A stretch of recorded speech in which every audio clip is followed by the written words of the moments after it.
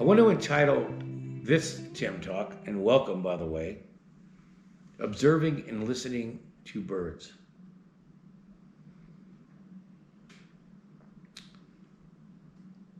Right now, with global warming, with world human overpopulation, with the use of pesticides, with a massive building of roads and huge buildings that are lit up that affect birds in their migratory patterns. And onward, fishing nets in the ocean and so forth.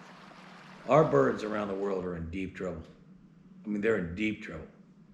There are millions of birds in trouble right now. Just to give you an idea, things you don't even think about.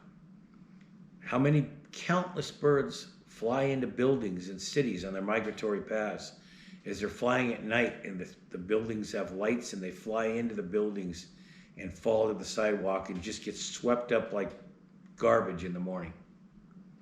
How many countless birds get hit by cars? I'm sure if you're a driver, you've hit one. It's not that you're bad for it, it just happens. But it's a bad thing that it happens. We don't want it to happen. How many birds are poisoned from countless pesticides put onto plants, or affected negatively by softening their eggs and having them crack, or shortening their lives? How many birds are shot just for fun? Not as in quality hunting where it's done with respect and honor and so forth, but just shot and killed randomly. And then you add that to the loss of forest and fires and storms. Imagine what it's like for a bird to go through a hurricane, or go to a tornado, or go through a forest fire. So many things. And then you add that, just the typical predators that eat birds. Our birds are in trouble, folks.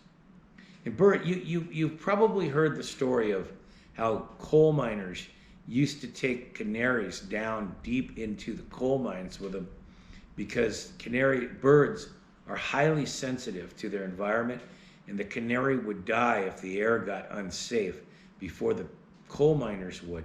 And if it dropped dead, then they'd have to get out of there or they'd die. That's kind of what's happening in our world. Birds are telling us it's a problem. Overpopulation, global warming, overuse, cutting down forests, polluting waters, it's killing us. And if we can't live here, the birds are saying, neither will you be able to one day. Neither will you be able to one day. They're telling us that by giving their lives up. And it's sad. Can you imagine a world without songbirds singing, without the beautiful colors of them? Can you imagine a world without hummingbirds? Can you imagine a world without gulls and pelicans on the ocean singing and flying and dipping in the water? Can you imagine a world without golden eagles or bald eagles or wild turkeys? Come on.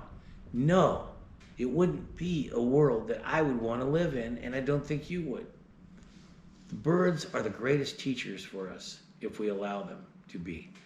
So before you do anything, you've got to have a willingness. Again, we go back to that word commitment, to observing birds.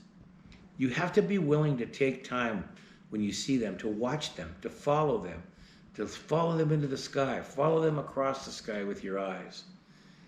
Get to know them. What color are they? What do they eat? How do they live? Where do they build their nests? What needs do they have? Study locally what birds are endangered in your area, and what can you do to help them? Where can you find them? What kind of habitat do they live in? Can you improve habitat for birds? One way you can change birds' lives anywhere, but particularly in cities, is make your yard into a bird heaven. Make it incredible. Plant plants that feed the birds, plants that cover the birds, protect them from predators. Put water out so they have water to drink, and bird seed so they can drink. For listening.